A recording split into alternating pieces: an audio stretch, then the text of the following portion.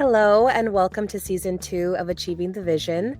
I'm Alyssa Silva, your host for the series. Today, we are going to be talking about building an inland promise, holistic support for student success, and leading this discussion is Dr. John Barnshaw, a senior leader of College Promise. Dr. Barnshaw, thank you so much for being here today and sharing your expertise with us.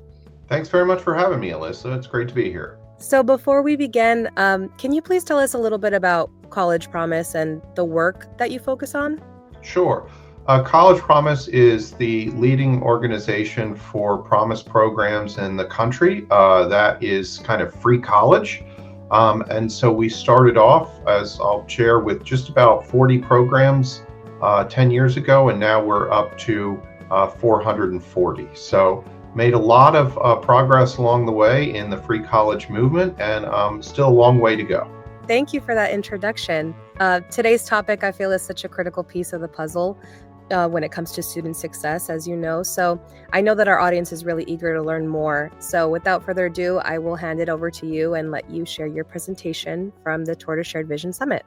Great, thanks so much. Hello, everybody, and thank you so much for your time today and for your willingness to learn a little bit more about College Promise, who we are, what we do. As Alyssa said, my name is John Barnshaw. I'm the Senior Leader for Research and Policy at College Promise, and if you want to contact me, there's my email, so feel free to reach out if you have any further questions. Today, as Alyssa mentioned, I'm going to talk about the Inland Promise and kind of the Inland Empire, and then how that might be similar or different to other promise programs in California, as well as the United States more broadly. So, as I mentioned a moment ago, 20 years ago was the first promise program in Kalamazoo, Michigan, where a wealthy benefactor decided that he wanted to make an investment in his community and provide free college to those residents of the area.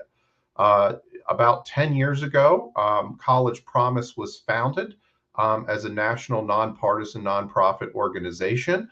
And it nationwide, there were only about 53 promise programs when we began. Today, there are 441. That's about a 700% increase over the last 10 years, or about 70% per year.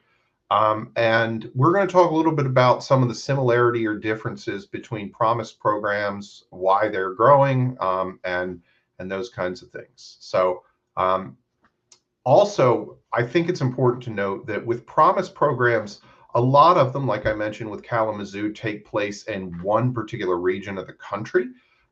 Like you can think of a geographic area like the Inland Empire or Kalamazoo, Michigan, wherever. About 10 years ago, there was the first statewide College Promise program in the state of Tennessee. So that meant across the entire state, no matter where you lived, you could go to a 2-year institution for free. And so that was the first statewide program about 10 years ago.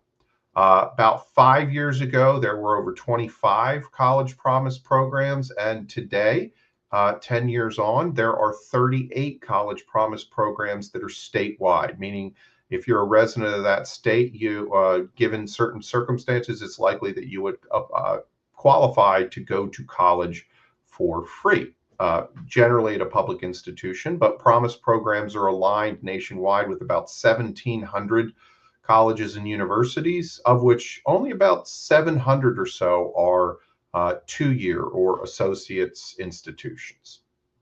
So what explains the 700% growth in a decade? Well, if I were to kind of break it down into one quote to sum it up, and people have written hundreds and hundreds and hundreds of pages on this very topic. In fact, we have an entire compendium of research of about 50 pages of nothing but bibliography references of work that's been done around promise programs and the scholarships. But in one sentence from a colleague of mine, Michelle Miller-Adams, she writes, "Free college programs work best when they are simply structured, easy to understand, embedded in a system of community supports that goes beyond the provision of the scholarship." So we're going to take a few minutes to break down each of those parts and explain kind of what we mean by that. So if you think about how most students experience colleges, and you think about how promise programs are developed, Students go through like the acceptance process of being admitted to a college. They go through their classes, they reach completion, and then they graduate. So we've got kind of access, getting into a college or university. We have retention, time to completion, and then we have graduation.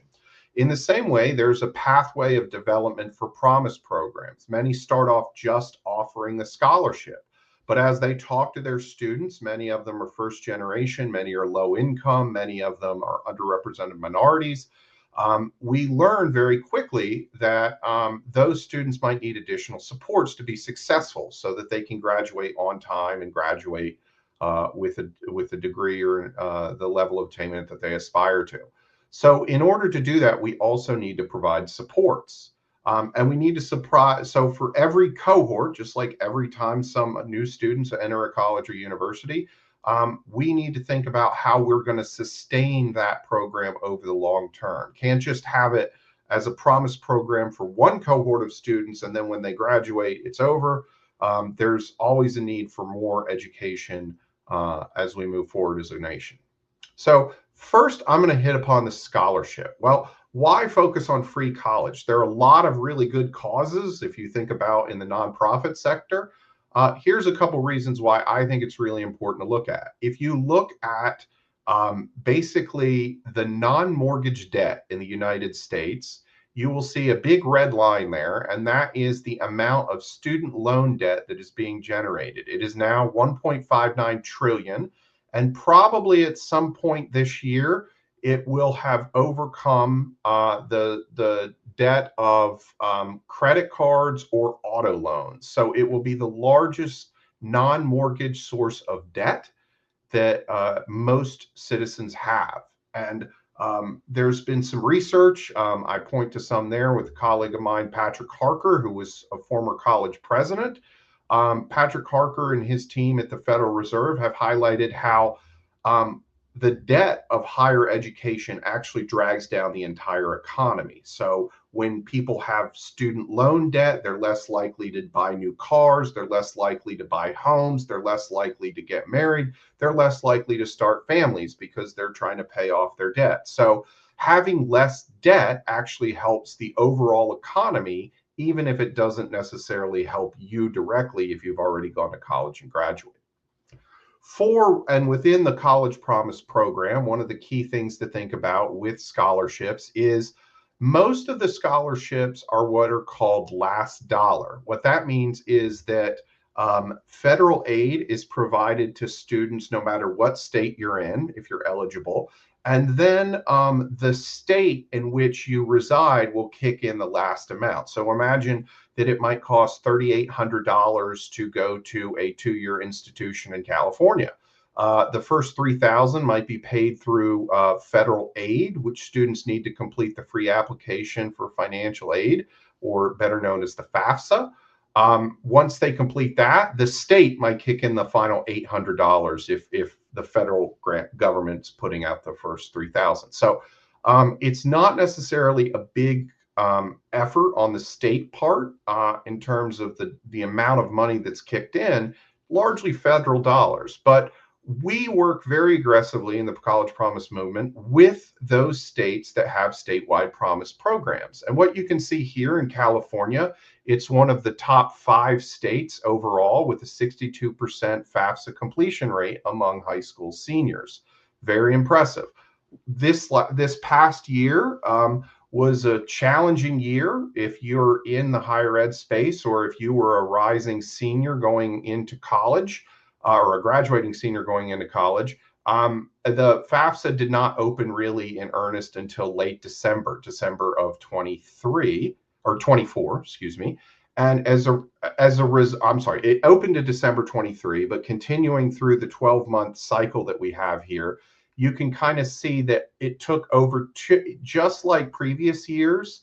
The FAFSA completion, even though we got a late start in the race, the numbers exceeded those of 2022 by about 3.9%. So a lot of people in the College Promise movement, particularly in the great state of California, made amazing efforts. As you can see, for October, November, December, That number was at zero. And so over a period of about 9 months, 2 million FAFSA applications were completed in just the state of California. So when you work very closely with states like we do in California, you can see that there's not a dip. If anything, there's an increase in the number of applicants who are interested in going to college. So certainly very helpful.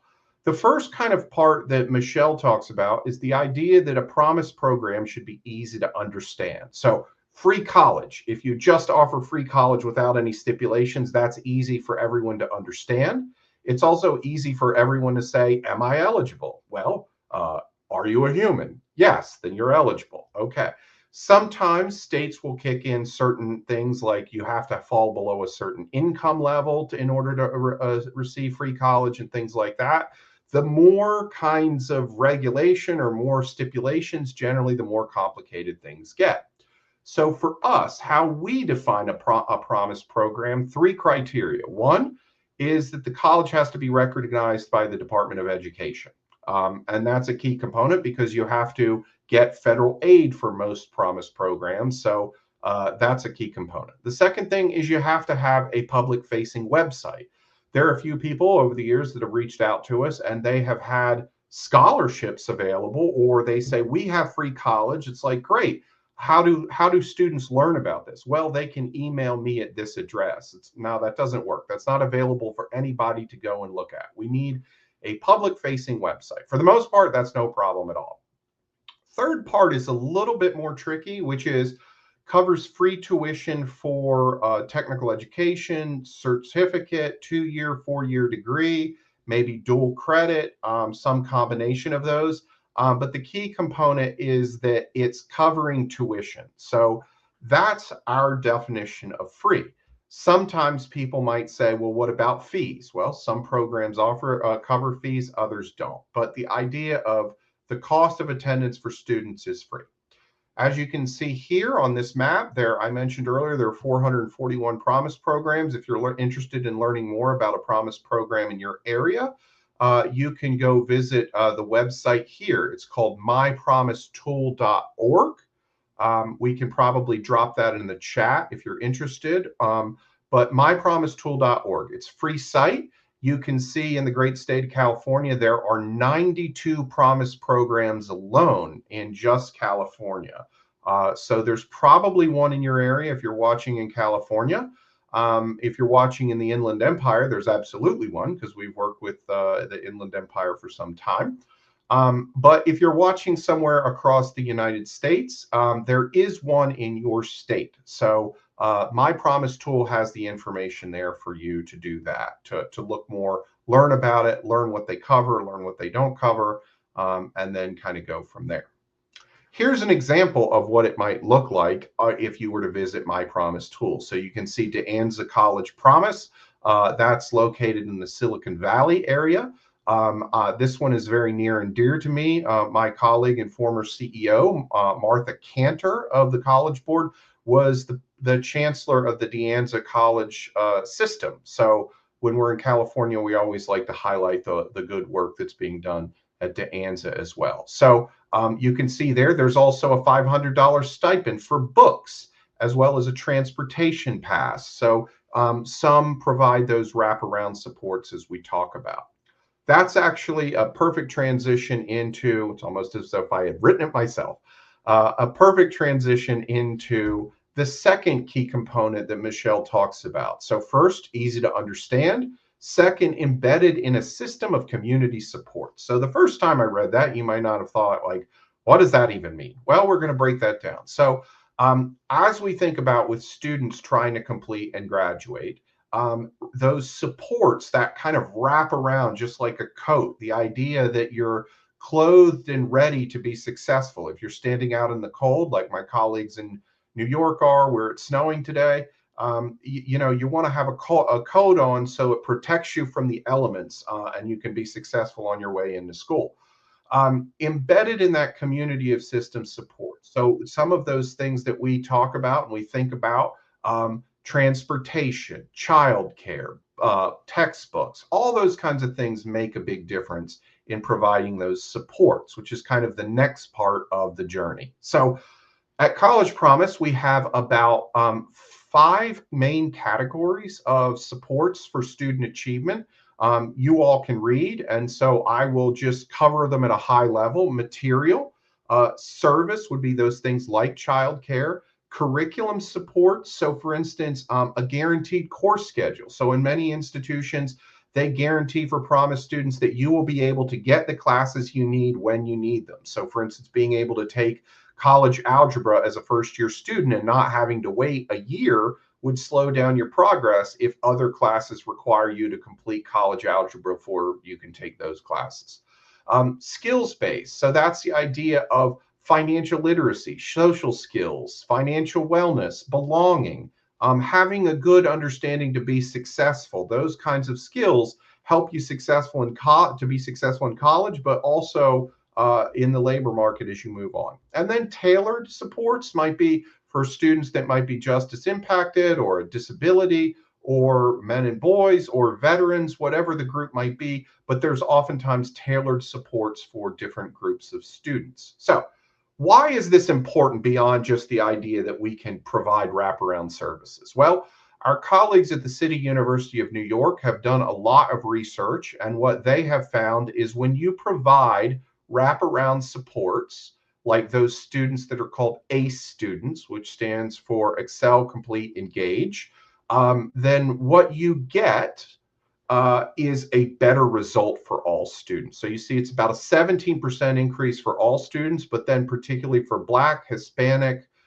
Asian students, significant improvements when you have those wraparound services versus when you don't. So it really does make a positive impact on graduation in terms of the number and the speed at which students are able to complete.